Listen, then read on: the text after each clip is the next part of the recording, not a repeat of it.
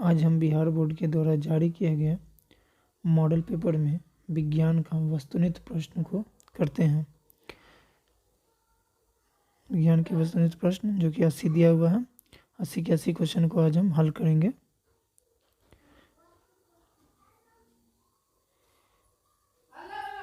पौधे में जनन अंग कहाँ पाए जाते हैं?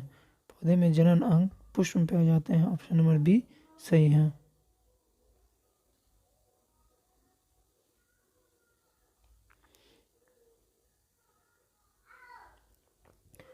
अगले क्वेश्चन की ओर बढ़ते हैं। प्रकाश संश्लेषण की क्रिया होती है। प्रकाश संश्लेषण की क्रिया हरे पौधे में होती है। ऑप्शन नंबर डी सही है। नेक्स्ट क्वेश्चन की ओर देखते हैं। तीसरे नंबर क्वेश्चन, प्रकाश संश्लेषण की क्रिया में ऑक्सीजन किससे बाहर निकलता है? प्रकाश संश्लेषण की अभिक्रिया में ऑक्सीजन जल से बाहर निकलता है। ऑप्शन नंबर 1 सही है। नेक्स्ट क्वेश्चन देखते हैं। चौथा नंबर क्वेश्चन, जठर ग्रंथि कहाँ पाई जाती है? जठर ग्रंथि आमाशय में पाई जाती है। Option number B correct answer. Glycosyl की प्रक्रिया संपन्न होती है कहाँ? तो ग्लाइकोलिस की प्रक्रिया संपन्न होती है कि कोशिका द्रव में। ऑप्शन नंबर डी इसका सही आंसर है। नेक्स्ट क्वेश्चन देखते हैं। इथाइल अल्कोहल किस प्रकार के श्वसन से बनता है? इथाइल अल्कोहल अवयवी श्वसन से बनता है। ऑप्शन नंबर बी सही आंसर है।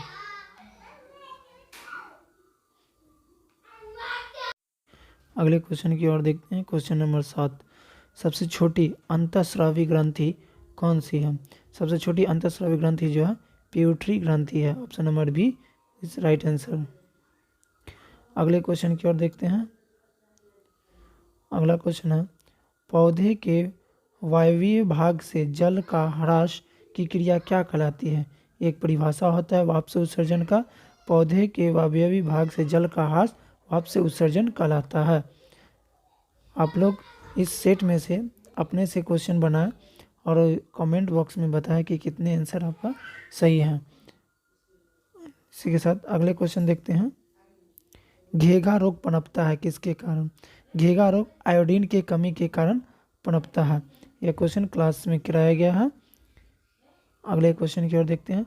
रक्त में हल्के पीले रंग के चिपचिपा द्रव को कहते हैं। रक्त में हल्के पीले रंग के चिपचिपा द्रव को हम प्लाज्मा कहते हैं। ऑप्शन नंबर ए सही है। नेक्स्ट क्वेश्चन, रक्तचाप मापने का उपकरण को क्या कहते हैं? यह सबसे इंपॉर्टेंट क्वेश्चन है, बहुत बार पूछा गया है क्वेश्चन। रक्तचाप के मापने के उपकरण को क्या कहते हैं? इसका आंसर है स्फिग्नोमीटर। अगला क्वेश्चन, क्वेश्चन नंबर 12 की है। वाष्प उत्सर्जन की क्रिया पाई जाती है किसमें? वाष्प उत्सर्जन की क्रिया पौधों में पाई जाती है। अगले क्वेश्चन की ओर चलते हैं। क्वेश्चन नंबर 13, निम्नलिखित में किसमें खुला परिसंचरण तंत्र पाया जाता है? यह क्लास का किया हुआ क्वेश्चन है, क्लास में यह क्वेश्चन कराया गया है। ये इसका आंसर आप लोग कमेंट बॉक्स में दें। अगले क्वेश्चन की ओर चलते हैं। रक्त क्या है? 14 नंबर क्वेश्चन, रक्त क्या है? यह भी क्लास का क्वेश्चन है। इसका आंसर क्या है? सरल संयोजिक उत्तक, जो कि तरल संयोजिक उत्तक, जो कि यहाँ पे उत्तक दिया हुआ है तो उत्तक ही मार के चलेंगे। अगले क्वेश्चन की ओर बढ़ते हैं। क्वेश्चन नंबर 15, मूत्र का पीला रंग किस वर्णक के कारण होता है? मूत्र का पीला रंग यूरोक्रोम के कारण होता है। ऑप्शन नंबर सी यूरोक्रोम के कारण होता है मूत्र का पीला रंग। अगले क्वेश्चन की ओर बढ़ते हैं। क्वेश्चन नंबर 16, निम्नलिखित में कौन सा उभयलिंग जंतु है? निम्नलिखित में कौन उभयलिंग जंतु है? इसका ऑप्शन नंबर डी केचुआ एक उभयलिंग जंतु है। अगले क्वेश्चन की ओर बढ़ते हैं। क्वेश्चन नंबर 17, यूरिया रक्त में कहाँ प्रवेश करती है? इसका आंसर है यूरिया रक्त में यकृत में प्रवेश करती है, यकृत से प्रवेश करती है। Option number C. Next question की ओर बढ़ते हैं। जैव आवर्धन प्रदर्शित करने वाला रसायन क्या है? इसका आंसर होगा ऑप्शन नंबर बी डीडीटी, जैव प्रदर्शन करने वाला रसायन है डीडीटी। अगले क्वेश्चन की ओर बढ़ते हैं। निम्नलिखित में कौन एक प्राथमिक उपभोक्ता है? निम्नलिखित में कौन एक प्राथमिक उपभोक्ता है? इसका आंसर होगा ऑप्शन नंबर बी, शाकाहारी एक प्राथमिक उपभोक्ता है। अगले क्वेश्चन की ओर बढ़ते हैं। क्वेश्चन नंबर 20, निम्नलिखित में कौन एक भूमिगत जल का उदाहरण है? भूमिगत जल जो भूमि से निकाला जाता है उस जल को भूमिगत जल कहते हैं। इसमें इसका आंसर ए होगा, कुआं, जो भूमिगत जल का एक उदाहरण है। अगला क्वेश्चन 21 नंबर, प्राकृतिक चुनाव द्वारा जीवों का विकास कहलाता है। प्राकृतिक चुनाव द्वारा जीवों का विकास कहलाता है, यह कथन किसका है? यह डार्विनवाद था, यह कथन डार्विनवाद का था। अगले क्वेश्चन की ओर बढ़ते हैं। हरे पौधे क्या कहलाते हैं? हरे पौधे क्या कहलाते हैं? इसका आंसर होगा उत्पादक, ऑप्शन नंबर सी, हरे पौधे एक उत्पादक कहलाते हैं। अगले क्वेश्चन है अंडो 32 नंबर क्वेश्चन, अंडोत्सर्ग का कारण है। अंडोत्सर्ग का कारण क्या है? इसका आंसर यहाँ पर FSH भी है और LH भी है, दोनों है, लेकिन यहाँ पे अगर ऑप्शन में A और C दोनों रहता तो हम दोनों मारते, लेकिन प्राथमिकता सबसे पहले देंगे FSH को सबसे पहले प्राथमिकता देंगे, उसके बाद LH को। अगर ऑप्शन में दोनों रहता तो दोनों ही आंसर सही होता, लेकिन यहाँ पे ऑप्शन में सिर्फ एक ही दोनों दिया हुआ है, जिसमें से सबसे ज़्यादा इम्पोर्टेंट आंसर जो है FSH होगा। नेक्स्ट क्वेश्चन की ओर बढ़ते हैं। क्वेश्चन नंबर 24, लैंगर हंस की दीपिका कहाँ पाई जाती है? लैंगर हंस की दीपिका अग्नाशय में पाई जाती है। लैंगर हंस की दीपिका अग्नाशय में पाई जाती है। नेक्स्ट क्वेश्चन की ओर बढ़ते हैं। थायरॉक्सिन हार्मोन के संश्लेषण में निम्नलिखित में किसका होना आवश्यक है? थायरॉक्सिन हार्मोन के संश्लेषण में आयोडीन के होना अति आवश्यक है, option number D. Next question की ओर 26 नंबर क्वेश्चन, निश्चल कणिका पाई जाती है किसमें? तो इसका ऑप्शन नंबर सी, न्यूरॉन में। निश्चल कणिका पाई जाती है न्यूरॉन में। अगले क्वेश्चन नंबर 27, मानव मस्तिष्क का वजन होता है। NCERT के अनुसार मानव मस्तिष्क का औसत वजन जो होता है 1.2 से 1.4 kg तक होता है। अगला क्वेश्चन 28 नंबर, निकट दृष्टि दोष अथवा दूर दृष्टि के निवारण हेतु प्रयुक्त लेंस द्वारा बना प्रतिबिंब होता है।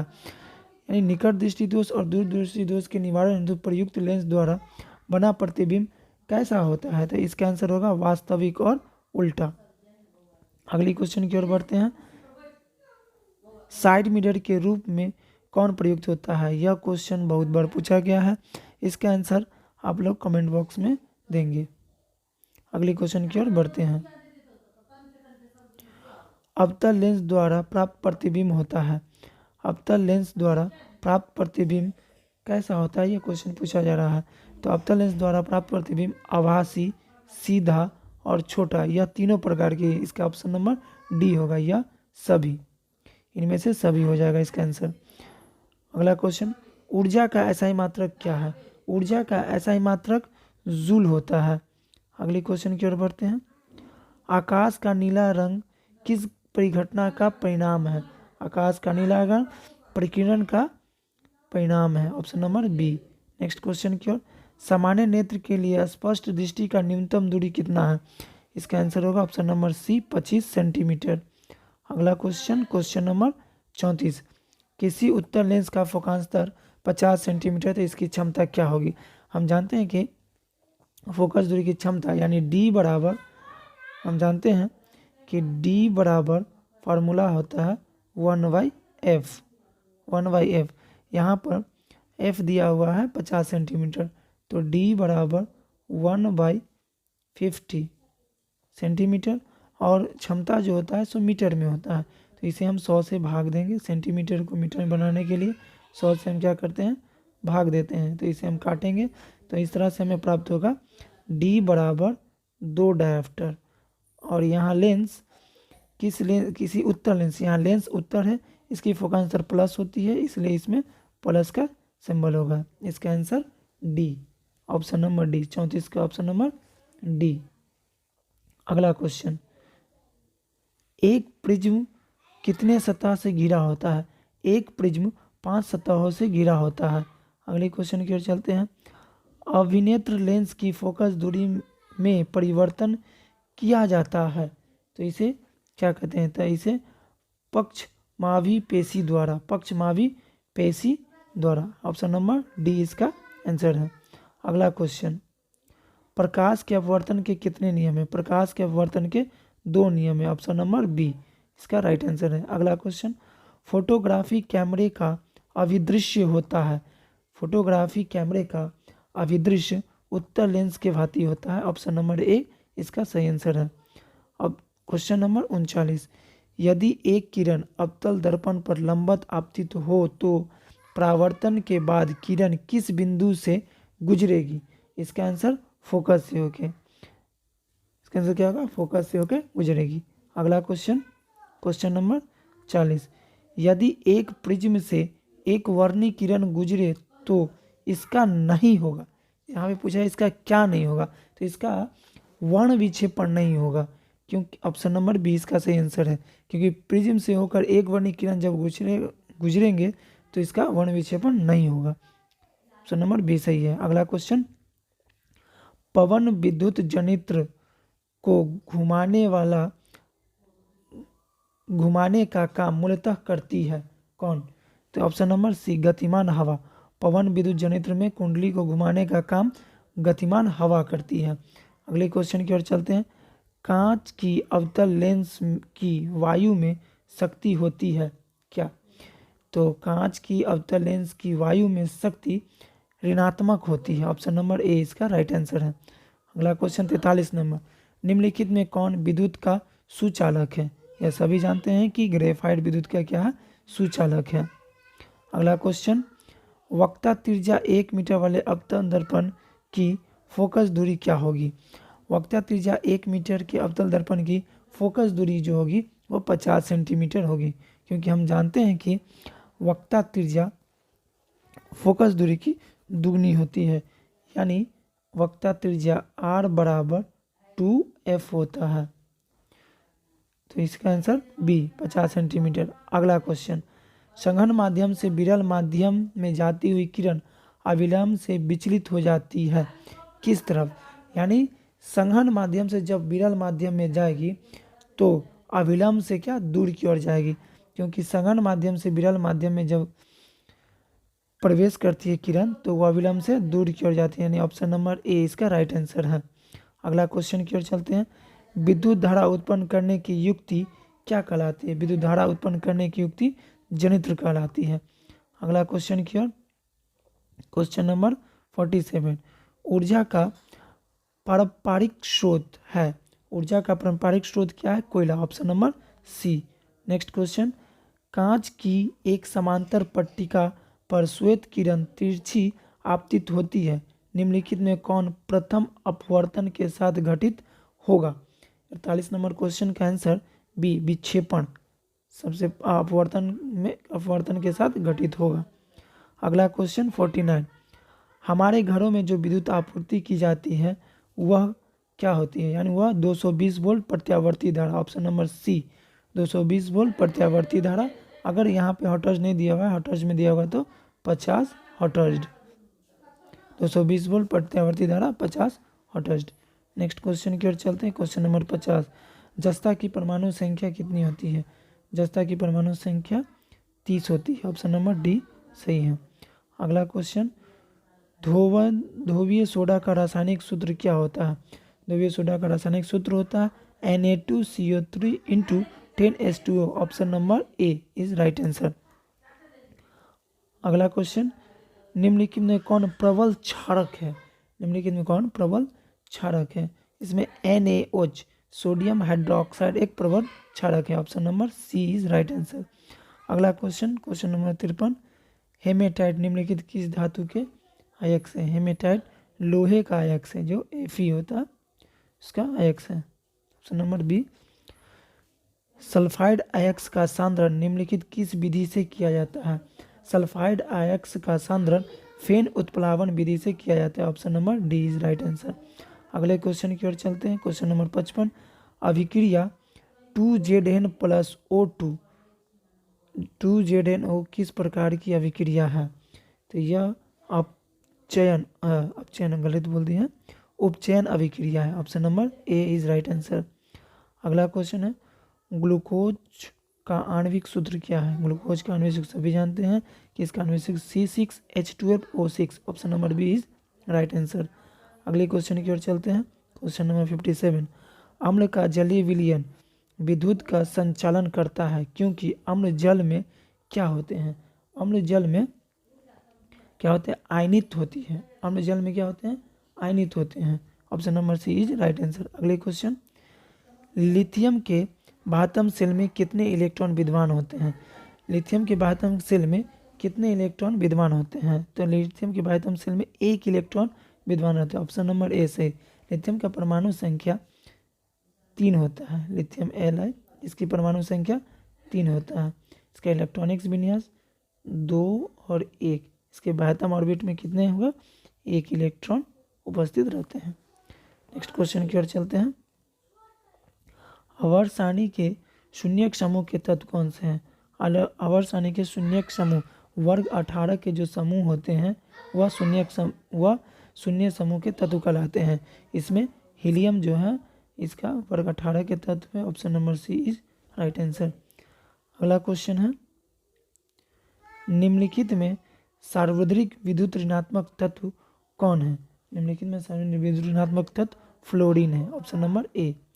अगला क्वेश्चन, जल के विद्युत अपघटन में कैथोड पर कौन सी गैस मुक्त होती है? अगर आंसर आप हाइड्रोजन दे रहे हैं तो आपका आंसर सही है। Option number C, hydrogen is right answer. अगला क्वेश्चन, हमारे शरीर का पीएच मान क्या है? हमारे शरीर का पीएच मान, अगर आपका आंसर सी है तो सही है, 7 से 7.8 तक। अगले क्वेश्चन की ओर चलते हैं। क्वेश्चन नंबर 63, निम्नलिखित यौगिक में कौन अम्ल है? ये तो हमें सभी पता है कि बैटरियों में हम H2SO4 का प्रयोग करते हैं, सल्फ्यूरिक अम्ल का प्रयोग करते हैं। तो इसका आंसर डी, H2SO4 सल्फ्यूरिक अम्ल। अगला क्वेश्चन, निम्नलिखित में कौन संश्लेषित सूचक है? निम्न कौन संश्लेषित सूचक है? तो मिथाइल ऑरेंज क्या है? संश्लेषित सूचक है। हल्दी, लाल पत्ता गोभी यह प्राकृतिक सूचक है। अगला क्वेश्चन की ओर चलते हैं। क्वेश्चन नंबर 65, कार्बन डाइऑक्साइड जल से अभिक्रिया करके बनाता है। कार्बन डाइऑक्साइड जल से अभिक्रिया करके कार्बोनिक अम्ल बनाता है। नेक्स्ट क्वेश्चन की ओर चलते हैं। क्वेश्चन नंबर 66, कॉपर पाराइड्स का रासायनिक संगठन है। तो कॉपर पाराइड्स का रासायनिक संगठन CuFeSO2। Option number B is right answer. अगला क्वेश्चन, प्रकृति में मुक्त अवस्था में पाई जाने वाली धातु कौन सी है? प्रकृति में मुक्त अवस्था में पाई जाने वाली धातु, अगर आपका आंसर सोना है तो सही है। ऑप्शन नंबर बी, सोना। अगले क्वेश्चन की ओर चलते हैं। 68 नंबर क्वेश्चन, निम्नलिखित में कौन सी धातु सबसे अधिक अभिक्रियाशील है? निम्नलिखित में कौन सी धातु सबसे अधिक अभिक्रियाशील है? तो इसका आंसर होगा Zn, जिंक सबसे अधिक अभिक्रियाशील धातु है। इसमें ऑप्शन के अनुसार हम इसका आंसर Zn देते हैं। अगले क्वेश्चन की ओर चलते हैं। किसी अधातु के बाह्यतम शेल में इलेक्ट्रॉन की संख्या कितनी हो सकती है? हम जानते हैं कि जिसके बाह्यतम शेल में 4, 5, 6 और 7 हो वह क्या कहलाता है? अधातु कहलाता है। वैसा तत्व क्या कहलाते हैं? अधातु तत्व कहलाते हैं। जिसके बाह्यतम कक्षा में 1, 2, 3 हो वह धातु कहलाते हैं। और जिसके बाह्यतम कक्षा में 8 इलेक्ट्रॉन मौजूद हो वह इनर्ट गैस यानी शून्य वर्ग के समूह कहलाते हैं। तो इसका मतलब हमारा आंसर होगा जो ऑप्शन नंबर बी इसका राइट आंसर, 4, 5, 6 और 7। अगले क्वेश्चन की ओर बढ़ते हैं। पीतल निम्नलिखित में किसका मिश्र धातु है? पीतल निम्नलिखित में किसका मिश्र धातु है? इसका ऑप्शन नंबर 1, पीतल कॉपर और जिंक का मिश्र धातु है। ऑप्शन ए इसका राइट आंसर है। अगले क्वेश्चन की ओर चलते हैं। 71 नंबर क्वेश्चन, निम्नलिखित में कौन समयावी है? निम्नलिखित में कौन समयावी है? एथिल अल्कोहल और डाइमेथिल ईथर एक समयावी है। Option number C is right answer. आप लोग कमेंट बॉक्स में लिख के देंगे कि आप लोग का कितना आंसर इसमें सही हुआ है। जितने अभी तक जितने क्वेश्चन कराए हैं इसमें से कितने आंसर सबके सही हुए हैं, ईमानदारी पूर्वक सब अपने आंसर को बताएंगे। अगले क्वेश्चन की ओर चलते हैं। Question number 72, CH3 single bond O single bond CH2H5 का IUPAC प्रणाली के अनुसार नाम क्या है? तो इसका नाम होगा 72 नंबर का बी नंबर ऑप्शन प्रोपॉक्सीमेथेन। प्रोपॉक्सीमेथेन का इसका नाम है। अगले क्वेश्चन की ओर चलते हैं। क्वेश्चन नंबर 73, लोहे की अभिक्रिया भाप से करने पर लोहे में कौन सा ऑक्साइड बनाता है? लोहे की अभिक्रिया भाप से करने पर लोहे में Fe3O4 ऑक्साइड बनाता है। Option number A is right answer. Next question 14 number question, एक तत्व के परमाणु संख्या 16 है, आवर्त सारणी के इस तत्व के वर्ग संख्या क्या होगी? हम जानते हैं कि किसी वस्तु का इलेक्ट्रॉनिक्स विन्यास यानी किसी तत्व का इलेक्ट्रॉनिक्स विन्यास निकाल के उसके वर्ग की संख्या को हम पता करते हैं। तो परमाणु संख्या कितना? 16 है। तो इसका इलेक्ट्रॉनिक्स विन्यास 2, 8, 6 होगा। तो इसके बाद हम कक्षा में कितने इलेक्ट्रॉन है? 6 इलेक्ट्रॉन है। लेकिन एक कंडीशन है कि दूसरे आवर्त और तीसरे आवर्त में अगर जिसके बातम कक्षा में 3, 4, 5, 6, 7, 8 इलेक्ट्रॉन मौजूद रहे तो उसमें हम 10 जोड़ देते हैं। 10 जोड़ने के बाद उसमें जो प्राप्त आता है वह उसकी वर्गों की संख्या होती है। तो इसमें हमारे बातम कक्षा में 6 इलेक्ट्रॉन है। इसमें अगर हम 6 जोड़ते हैं तो हमारे पास 16 आता है। इसका मतलब इसमें वर्गों की संख्या कितनी होगी? 16 होगी। Option number C is right answer. Next question की ओर चलते हैं। क्वेश्चन नंबर 75, निम्नलिखित में कौन सी धातु तनु सल्फ्यूरिक अम्ल के साथ अभिक्रिया नहीं करती है? ऑप्शन नंबर सी कॉपर जो है तनु सल्फ्यूरिक अम्ल के साथ अभिक्रिया नहीं करती है। Option number C is right answer. अगले क्वेश्चन की ओर चलते हैं। नेक्स्ट क्वेश्चन 76 नंबर क्वेश्चन, एक मिश्र धातु में 90% कॉपर और 10% टीन है, इस मिश्र धातु का नाम क्या है? तो 76 नंबर क्वेश्चन को हम कहते हैं इस मिश्र धातु का नाम ब्रॉन्ज है, जिसमें 90% कॉपर और 10% टीन है उसे ब्रॉन्ज कहते हैं। अगले क्वेश्चन की ओर चलते हैं। 77 नंबर, जिंक सोडियम हाइड्रोक्साइड के साथ प्रतिक्रिया कर बनाता है, क्या बनाता है? यह हाइड्रोजन गैस बनाता है। अगले क्वेश्चन 78 नंबर क्वेश्चन की ओर चलते हैं। निम्नलिखित में कौन सी धातु वायु में उच्च ताप पर गर्म किए जाने पर भी ऑक्सीजन से संयोग नहीं करती है? तो इसका आंसर होगा option number C Ag। Argentum जो कि चांदी का होता है। Ag चांदी जो कि उच्च ताप पर गर्म करने पर भी ऑक्सीजन से सहयोग नहीं करता है। अगला क्वेश्चन 79 नंबर क्वेश्चन है, अयस्क में उपस्थित अपद्रव्य को क्या कहते हैं? तो इसे हम गैंग कहते हैं। Option number C is right answer. अंतिम क्वेश्चन की ओर बढ़ते हैं। अंतिम क्वेश्चन है, निम्नलिखित में किस गुण के कारण धातुओं के तार बनाए जाते हैं? इसका आंसर होगा तन्यता के कारण। ऑप्शन नंबर सी, तन्यता के कारण हम किसी भी धातु को खींचकर तार बना सकते हैं। आघात वर्णीयता के कारण हम वस्तु को यानी धातु को पीट पीट के चादर के रूप में प्रयोग कर सकते हैं। तो इस तरह से हमारे आज का 80 के 80 क्वेश्चन समाप्त होते हैं, जो कि एग्ज़ाम के व्यू से इम्पोर्टेंट है। आप इन क्वेश्चन को एक बार 2 बार हो अच्छी तरह से देख ले और याद कर ले। और हाँ, जितने भी इस सेट को बनाया है वो अपना मार्क्स कमेंट बॉक्स पे बता दें, हमें 80 में इतना मार्क्स आता है, ईमानदारी पूर्वक।